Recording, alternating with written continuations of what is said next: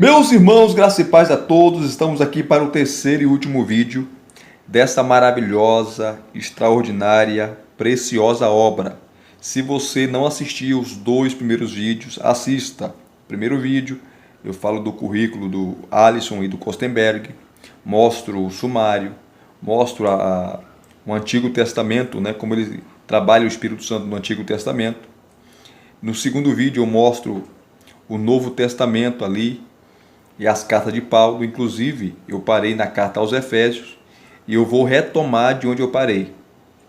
Tá? Assista os dois primeiros vídeos, porque eu não vou falar aquilo que eu falei no primeiro vídeo e também no segundo vídeo. Eu já vou dar continuidade. Então assista aí os dois vídeos para você não ficar aqui perdido, né? Boiando. Você acompanhar aí os dois últimos vídeos, para você entender aqui também o terceiro, né? Então, sem demora, vamos aqui iniciar ou reiniciar, né? Aonde paramos, tá? Nós paramos aqui, ó, na carta aos Efésios. E daqui nós iremos continuar para finalizar a série de 3 vídeos. Então aqui, ó, a Epístola aos Efésios, tá? Que é conhecida, né, como uma das epístolas ou das cartas da prisão, junto com Filipenses, Colossenses e Filemon. Ele vai dizer aqui que as referências ao Espírito, as referências ao Espírito Santo permeiam o livro de Efésios e são encontradas em cada capítulo da carta, com uma frequência de cerca de 2 referências por capítulo. Essa frequência de referências atesta a proeminência do Espírito na teologia do livro.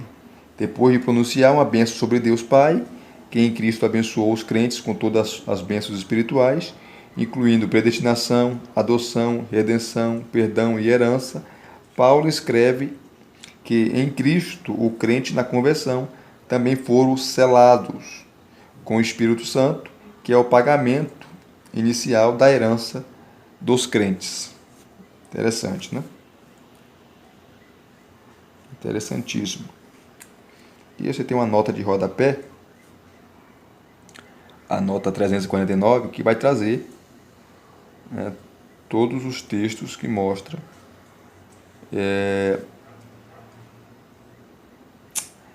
que Paulo cita o Espírito Santo, né?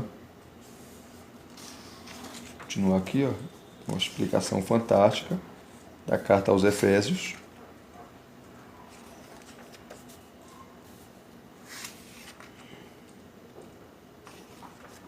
Aí você tem a tabela, as famosas tabelas. Quem acompanhou aí, está acompanhando esses vídeos, né? Os últimos 2 vídeos, viu que as tabelas você tem tanto no Antigo Testamento, né, as referências ao Espírito em Gênesis, enfim, nos livros do Antigo Testamento. No Novo Testamento é a mesma coisa. Quase engasguei aqui. Tabela 23, você tem referências ao Espírito em Efésios. Está aqui as passagens de Efésios e o conteúdo.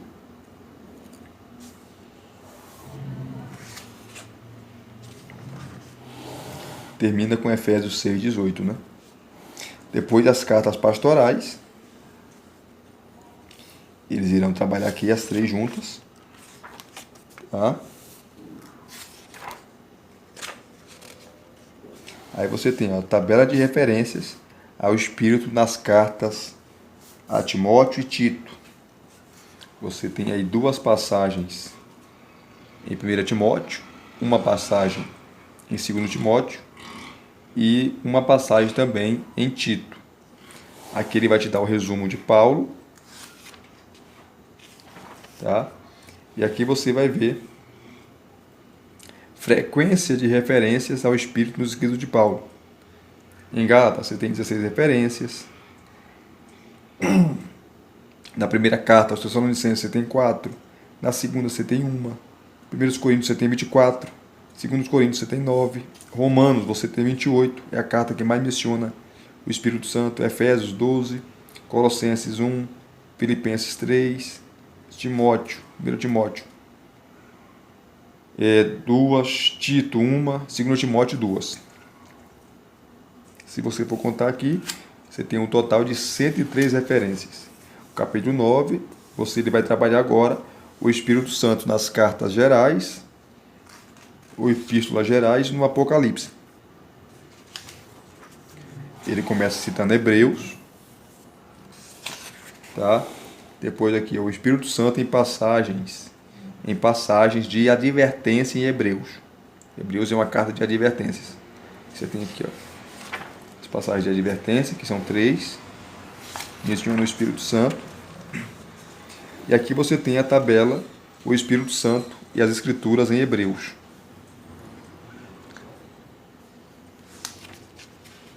Maravilha. Depois você tem a tabela, referências ao Espírito em Hebreus. Olha que maravilha. Continua, você tem as duas cartas de Pedro e Judas.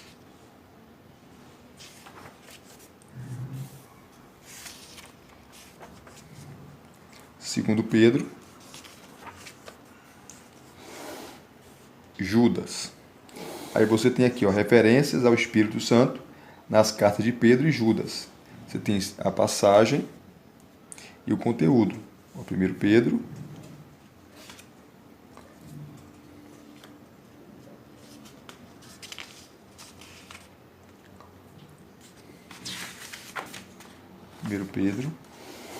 Segundo Pedro, você tem uma vez só, uma única passagem.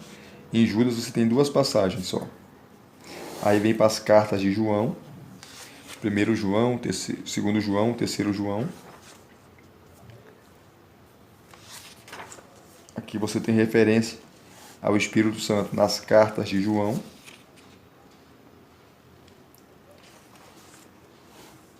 São poucas referências, né?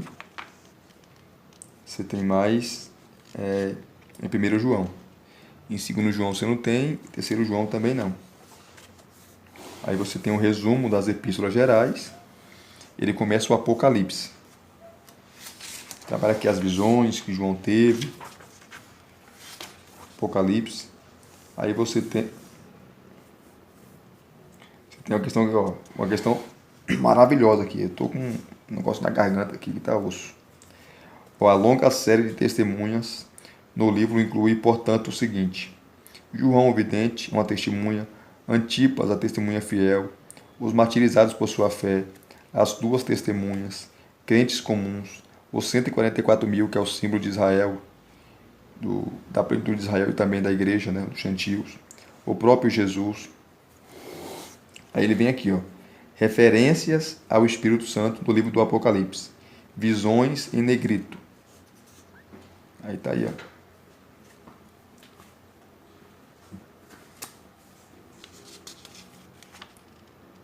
Maravilha.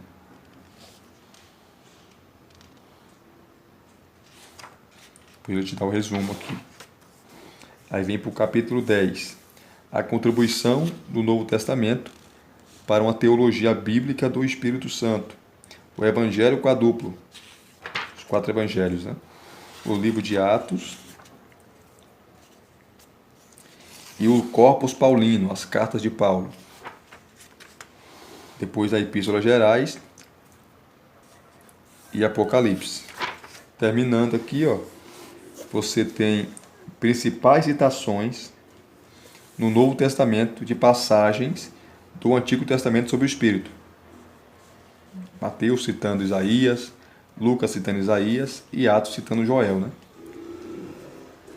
Depois você tem aqui uma síntese bíblico-teológica do Espírito Santo nas Escrituras. Essa parte também é top. Tudo aqui é top, né? O Espírito Santo medeia a presença de Deus. O Espírito transmite vida. O Espírito revela a verdade.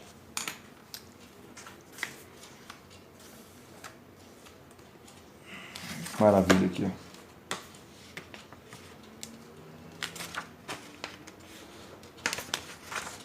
O Espírito promove santidade. O Espírito fornece poder. O Espírito efetua a unidade. Isso aqui eu já mostrei para vocês no primeiro vídeo, né?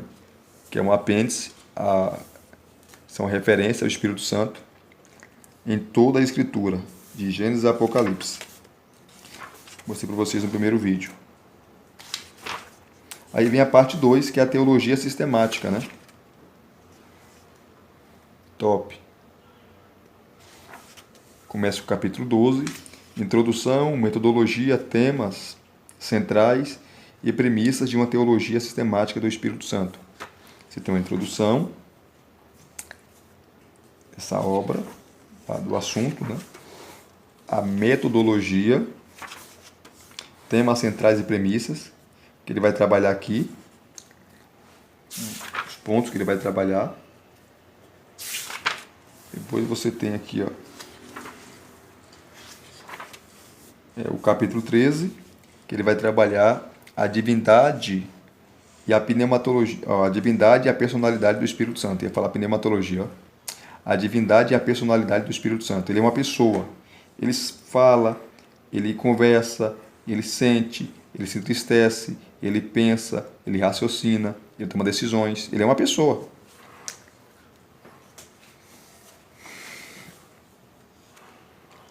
Começo citando aqui, ó, o Credo Niceno, Constantinopolitano, que foi elaborado no Segundo Concílio Ecumênico, em 381. Tá?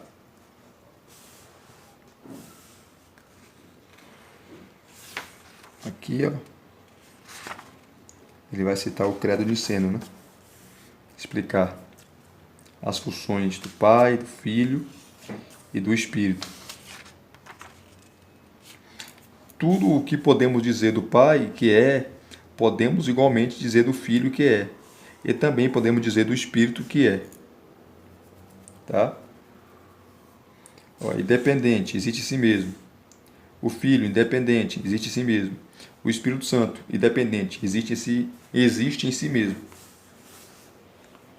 Aí vai falando aqui, ó.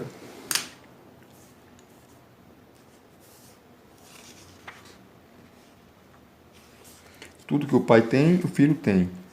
Tudo que o Filho tem, o Pai tem. E tudo que o Espírito Santo, que o Pai tem, o Filho tem, o Espírito Santo também tem. Ó, garantia bíblica e consenso histórico da divindade do Espírito. Que ele vai trabalhar a parte histórica também, né? Afirmações bíblicas. Ele vai citar aqui, ó.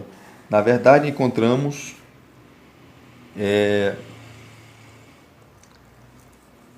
continuamente referências ao Deus Trino, algumas mais implícitas, outras mais explícitas, enquanto lemos as Escrituras com essa orientação trinitária tradicional católica.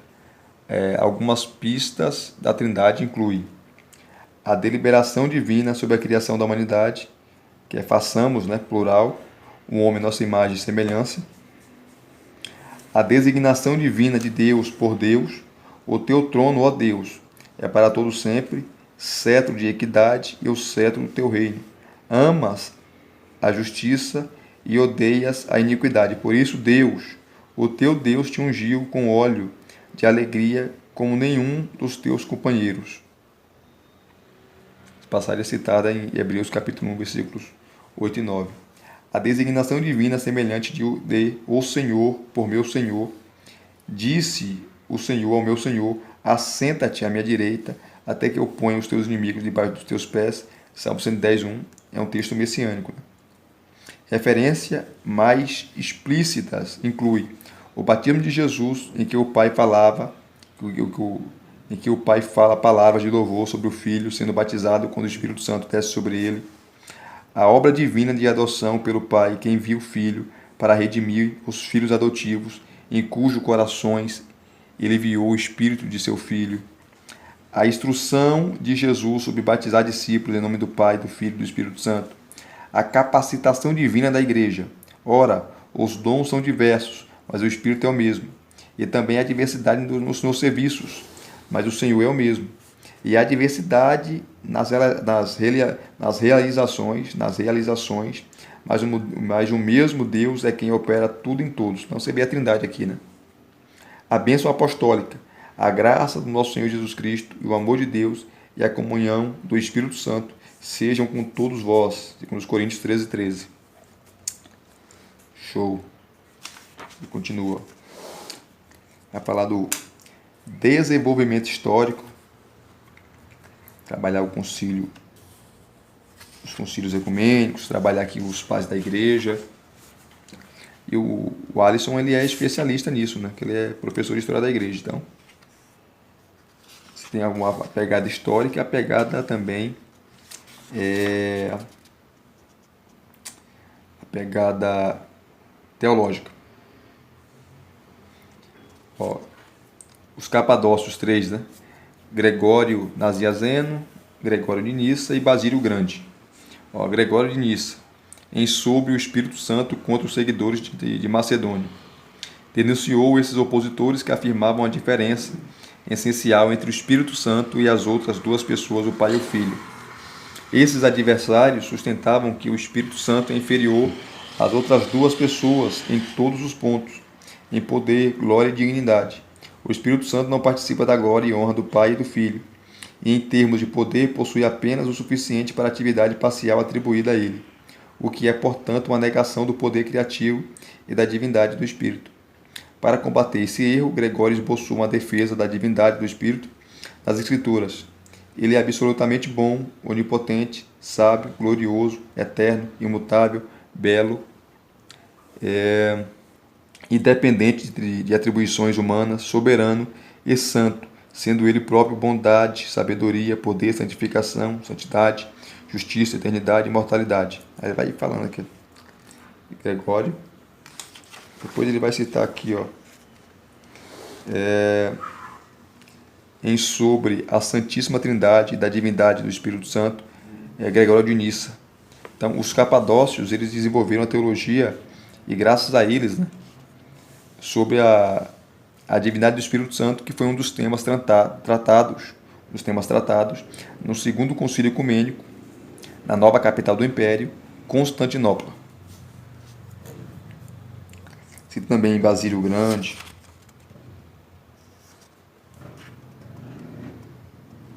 Ó, o segundo colaborador são os 3, né? Gregório de Nissa, Gregório Nazianzo e o Basílio Grande. O segundo colaborador, Gregório de Nazianzo, em Quinta Oração Teológica, que é o livro dele, né, sobre o Espírito Santo, propôs um argumento complexo para a divindade do Espírito baseado na diferença entre uma substância, algo que existe em si mesmo, e um acidente, algo que existe em outra coisa. Gregório ofereceu 2 opções. Ou o Espírito Santo é uma substância existindo assim em si mesmo, ou um acidente existente dependente de outra coisa.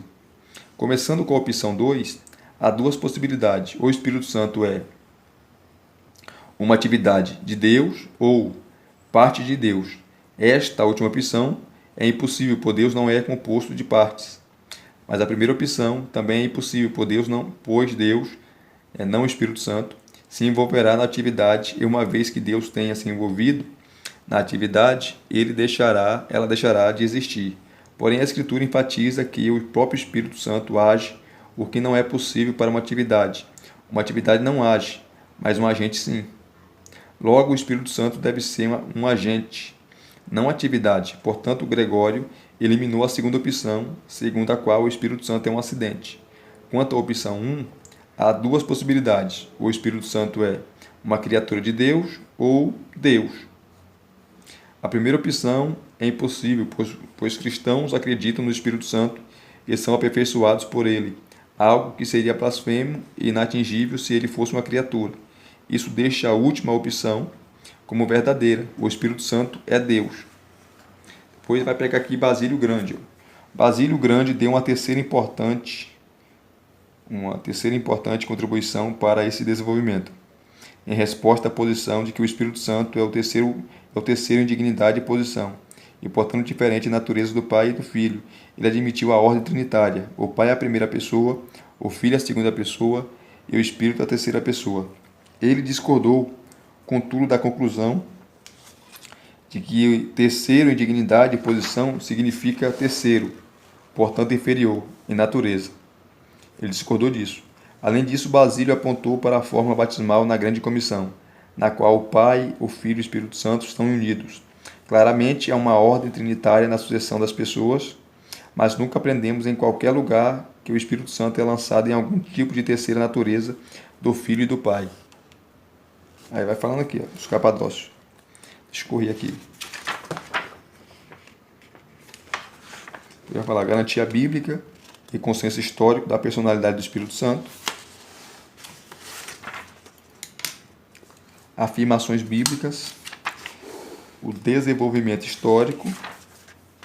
Conclusão. E aqui ele vem para o capítulo 14, o Espírito Santo e a Santíssima Trindade. Relações intratrinitárias. Tá? São as relações íntimas da Trindade. A noção de uma pessoa trinitária.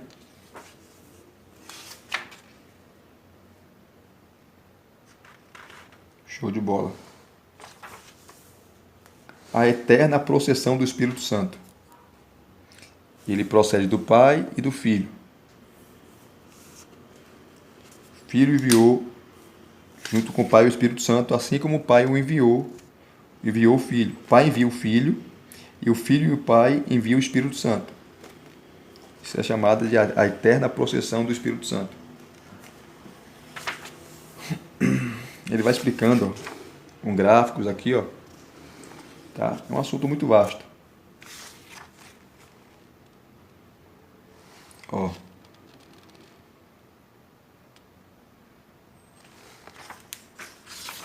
O Espírito Santo como amor e dom, a tradição e a argumentação de Agostinho. Quem tem a obra de Agostinho da Patrística, quem já leu, sabe que Agostinho ensinava e falou nesse livro, e fala nesse livro, que o Espírito Santo é o elo de amor entre o Pai e o Filho.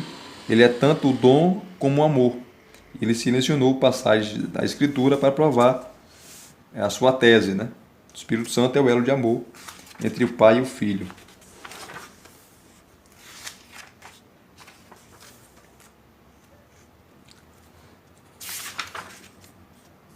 Olha só que preciosidade aqui. Muita coisa. Não dá para ler, gente. O tempo é curto. A conclusão desse capítulo. Aí ele vai para o outro capítulo, o Espírito Santo e a Santíssima Trindade, processões trinitárias e missões. O Filho veio numa missão, o Espírito Santo tem outra missão. A definição de processões trinitárias.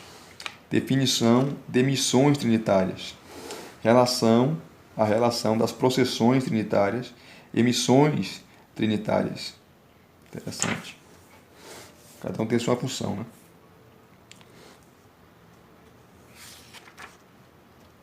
Operações inseparáveis. Apropriações.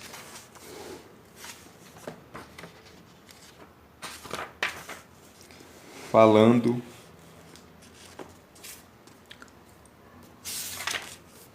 Criando, recriando e aperfeiçoando, enchendo com a presença de Deus, do Deus triuno. Então, gente, é um material muito vasto. Ó, o Espírito Santo, a criação e a providência, como ele agiu na criação, ó, a providência. Sempre termina com a conclusão. Vem para outro capítulo. O Espírito Santo e as Escrituras, aqui ele vai trabalhar, como é uma teologia sistemática agora, a segunda parte, vai trabalhar a bibliologia, o Espírito Santo e a bibliologia. A Escritura, operações inseparáveis e apropriações. Escritura, teoria dos atos de fala e agência comunicativa trinitária. A inspiração das Escrituras, a veracidade ou inerrância das Escrituras, a iluminação e interpretação das Escrituras. Tudo envolve o Espírito Santo. A conclusão. Capítulo 18. O Espírito Santo e os seres angélicos, tanto anjos bons como anjos maus. Está aqui, ó, anjos, ele começa falando. Depois Satanás e os demônios.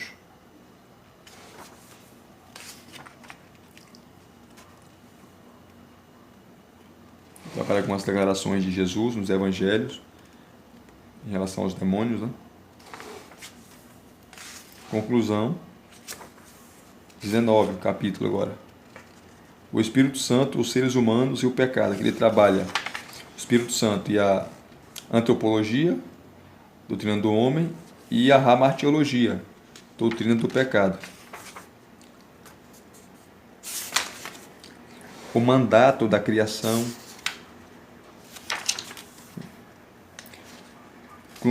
Conclusão sobre a doutrina da criação humana. O pecado humano. Convicção do pecado pelo Espírito Santo, ele que convence do pecado. Né? A blasfêmia contra o Espírito Santo.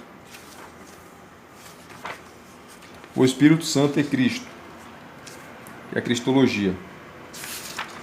Processões e missões revisitadas. A concepção virginal. O derramamento do Espírito sobre o Filho. A atividade do Espírito em Jesus, batismo, tentações, proclamação, exorcismo e milagres. A atividade do Espírito em Jesus, morte, ressurreição e ascensão. Cristologia espiritual, uma abordagem imprópria. Conclusão. Capítulo 21. O Espírito Santo é a salvação, a soteriologia. Convicção do pecado. Se não vê a obra tratando sobre isso, né?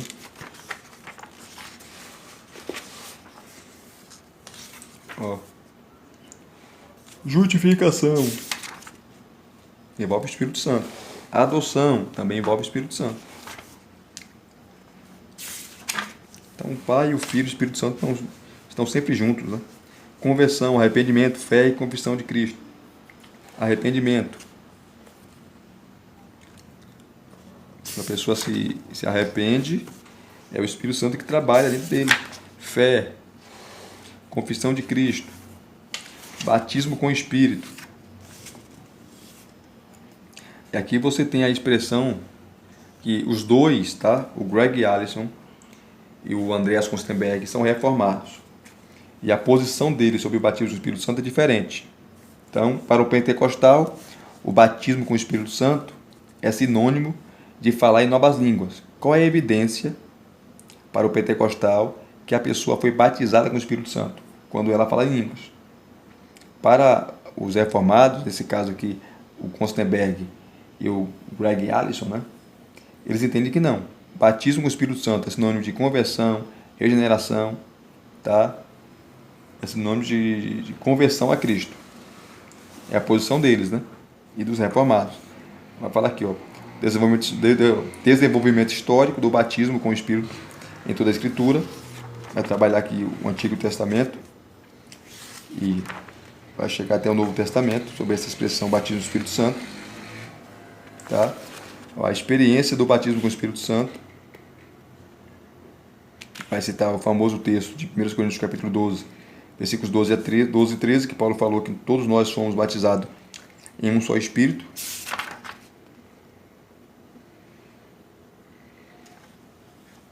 Fomos batizados no corpo de Cristo. Ó. Ele vai falar de nós agora. O entendimento pentecostal e carismático do batismo do Espírito Santo. Que é isso que eu falei para vocês, a evidência de falar em novas línguas, enfim. Tá? Vai citar os textos que os pentecostais citam. Ele vai falar aqui, ó, selagem, pagamento inicial, garantia, primícias, certeza da salvação. Eles são calvinistas, né? Então, logo, eles não creem que a salvação pode ser perdida. Orientação, o Espírito Santo orienta, né? Orientação para o cumprimento da lei moral, orientação em assuntos pessoais, É muita coisa. Ó, cheio do Espírito Santo, andando nele.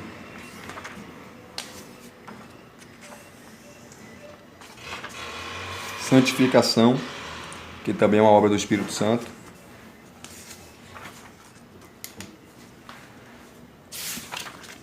Ressurreição, glorificação. 22, capítulo 22. O Espírito Santo e a igreja, que é a eclesiologia. Tá? Definição de igreja. Inclusive o Greg Allison tem um livro que eu fiz aqui, o review para vocês, sobre eclesiologia, tá? Livro maravilhoso. Ó, 7 marcadores de identidade da igreja.